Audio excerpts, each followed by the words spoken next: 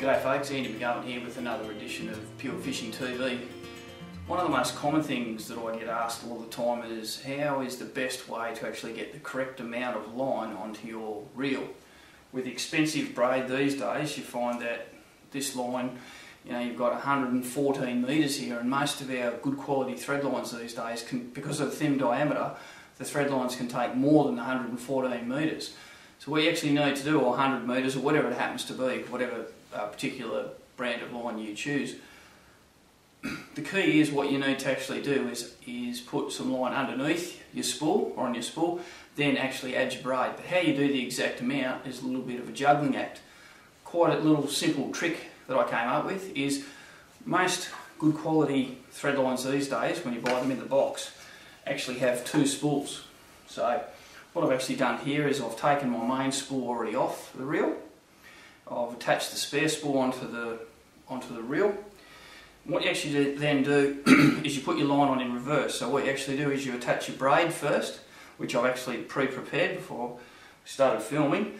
So this reel here, now I have my braid going directly onto my reel. In this case I'm using 6-pound crystal onto a little Faluga infusion spinning reel. And then with the warm washer, all I simply do is grab the line in there with a bit of tension, actually wind that on. What I actually do is go through the process of winding all that line on. Now we'll go through that process, wind it on, and I'll tell you what the next step is in a second. Okay, I've finished putting the line. As you can see, all the lines off the spool. So I've now got my 100 or so metres of the Berkeley crystal fire line on the spool. And as you can see, if you look closely at that reel, there's a significant gap there. So I need to fill that up with some other mono line. What I tend to do, this is 6-pound crystal. What I tend to do is I like to use line, a monofilament line, because it'll actually grip onto your spool quite well. Use a monofilament line of somewhere around about the same breaking strain or fractionally heavier. So in this case I'm actually just going to use some 10-pound mono underneath. And what I actually do is I've already connected this up using a double uni knot. So I've attached my mono directly onto my braid. So now what I'm going to do is I'm going to fill the rest of the spool up with the 10-pound backing mono. So I'll actually put that line on. Again, always pays to do it under a little bit of tension. So again, warm wash is a good idea. Just means that your line is going to sit correctly on your reel, and it's going to compact down right, so you're going to get the right amount.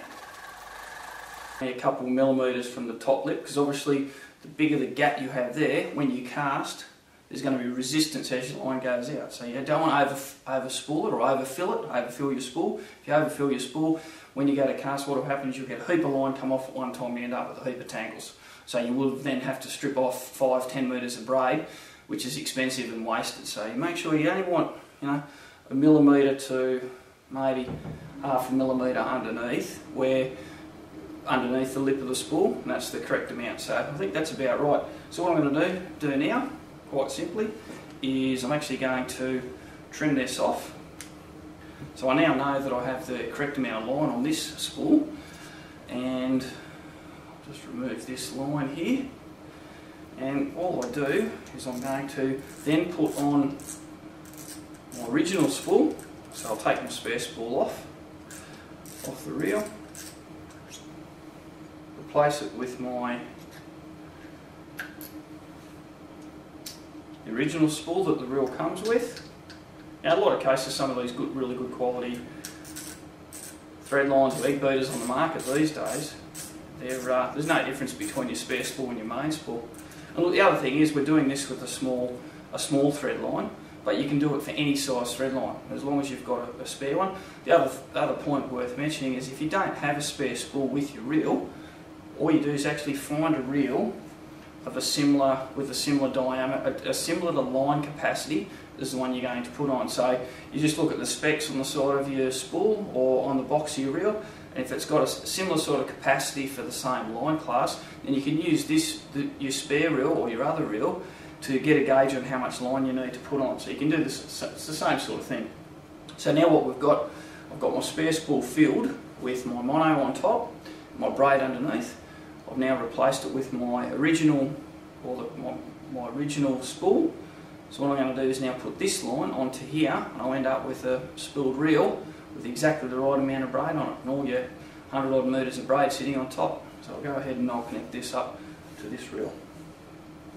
Okay, so I've now attached the mono tag end to my original spool through one runner, and there we have the spool that we just actually filled up. Again, ensuring that you keep a wet rag, or as I said, I just use a warm hand washer with a reasonable amount of tension. In actual fact, more than reasonable. You want to put a decent amount of pressure on there so you can get that to compact down as tightly as possible, ready for fishing.